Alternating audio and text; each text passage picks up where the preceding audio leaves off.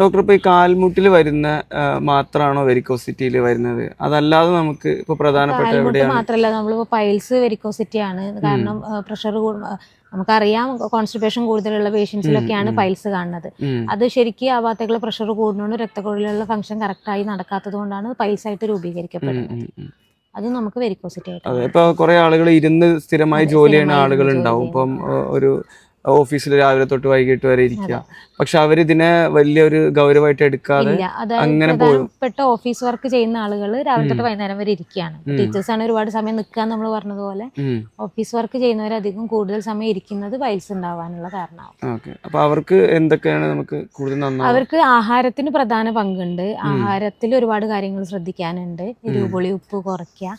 പിന്നെ non veg, ഇപ്പോഴത്തെ junk food പൈൽസിന് വലിയൊരു കാരണമാവുന്നുണ്ട്. ചിക്കൻ ഭയങ്കര ഒരു പ്രശ്നമായിട്ട് കാണാറുണ്ട്. മുട്ട കഴിക്കുന്നവരിൽ കൂടുതൽ കാണാറുണ്ട്. അപ്പോൾ കൃത്യമായിട്ടുള്ള ഭക്ഷണ രീതി ഫോളോ ചെയ്യുന്നതിൻ്റെ ഒപ്പം ലാക്സേറ്റീവ് ആയിട്ടുള്ള മെഡിസിൻസ് നമ്മൾ കൊടുക്കും. അത് ഒരു ഡോക്ടറെ കണ്ടിട്ട് അവരെ യുക്തിക്കനുസരിച്ച് ചെയ്യാവും നല്ലത്. പേഷ്യൻറ്റിൻ്റെ കണ്ടീഷൻ നോക്കിയിട്ട് കറക്റ്റായിട്ട് ശോധന ക്ലിയർ ചെയ്യുക എന്നുള്ളതാണ്. പിന്നെ ചെയ്യേണ്ടത് വ്യായാമം. അത് പൈൽസിനും നല്ല രീതിയിൽ ഗുണം ചെയ്യും.